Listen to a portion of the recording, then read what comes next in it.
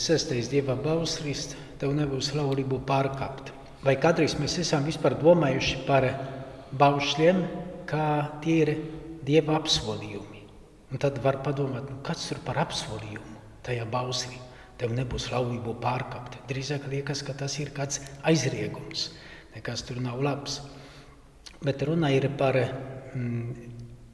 to, ko Dievs grib man dot, jo mēs domājam tā šķīstība, tas ir tas, ko es gribu Dievam dot, veltīt, ko es gribu veltīt savam topošajam vīram vai savai topošajai sievai.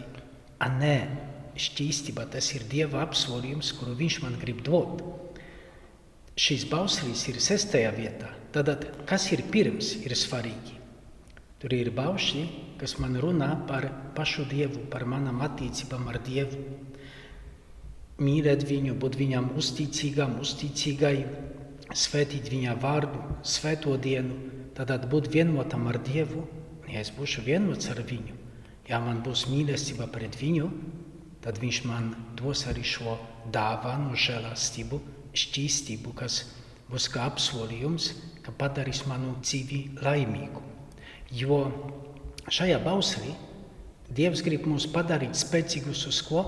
Lai mēs varētu mīlēt cilvēkus tā, kā viņš mūs ir mīlējis, ar viņa mīlestību mīlēt.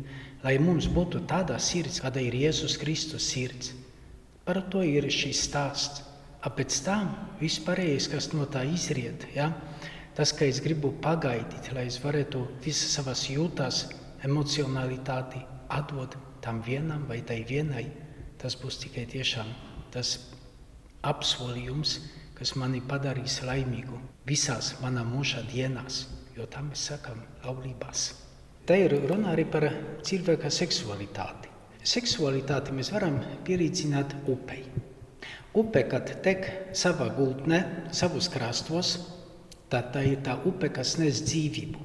Tur ir zivis, tur var peldēties, atpūsties, bet kad upe iziet no saviem krastiem, kas sākas plūdi, un plūdi nenes nekādu dzīvību, postu, nāvi. Varbūt esat redzējuši, kad plūdu vilnis iet tsunami, viņš visu iznīcina, kas ir gan materiālu, gan dzīvību, visu. Ja? Un tā arī ir ar cilvēka seksualitāti, ka Dievs nevēlas, lai tā izietu no krastiem, lai iznīcinātu. Seksualitāte tas ir mīlestības veids, ar kuru Dievs vēlas piepildīt mūs, piepildīt katru mūsu dzīves jomu, lai mēs būtu spējīgi mīlēt, lai tā topoša sieva vai topošais vīrs pie manis varētu tāpat kā pie upes, tur rast mieru, atpūsties, justies labi, būt drošam. Tāds ir stāsts par 6. Dieva bausli.